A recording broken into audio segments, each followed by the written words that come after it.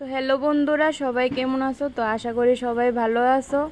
তো আমার নতুন একটা ভিডিওতে তোমরা সবাইরে স্বাগত জানাই। তো প্রথম থেকে শেষ পর্যন্ত ভিডিওটা না টাইনা দেখো।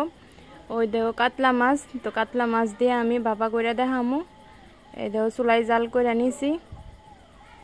এরপরে মাছটা আমি লবণ হলুদ মাইকা হালকা একটু ভাজুম, বেশি লাল করে ভাজতাম না, বেশি লাল করে ভাজলে ভাপার মধ্যে ভাল লাগতো না। তো আজকে কাঁচা মাছ দিয়ে করতেছি না, একটু হালকা ভাজ্যা মাছটা করতেছি। তো ওই দেখো তেল গরম করে মাছটি ভাজ্যা লিতেছি। তো একটু হালকা ভাজি, কড়া ভাজি না। আর এদিকে তো সর্ষা, সাদা সর্ষা ভিজাই রাখছি, ভিজাই রাখলে সর্ষাটা বাড়তে নরম হয়। এই দেখো, আর নারকেল কুড়াই লইছি। এই দেখো নারকেল দিয়া দিছি, নারকেলটা বাড়ুম। নারকেলটা দেখো আমার বাটা হয়ে গেছে গা। আর সরষার লগে 2টা কাঁচা লঙ্কা দিছি। তো বাইটটা রাখছি, এনে লবণ হলুদ কাঁচামরিচ চিরা রাখছি, শুকনা মরিচ আর কালো জিরা ফোড়ন দিব। তো সব কিছু লয়ে লাইছি।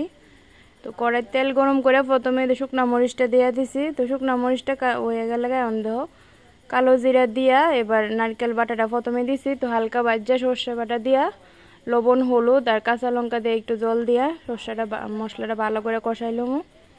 যতক্ষণ পর্যন্ত তেল না ছাড়ে ততক্ষণ পর্যন্ত ভাজুম।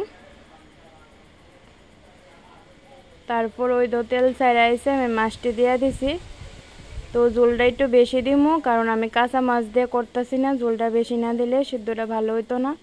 তো এই দেখো ঝোলটা বেশি দিছি, ঢাক্কা দিমু।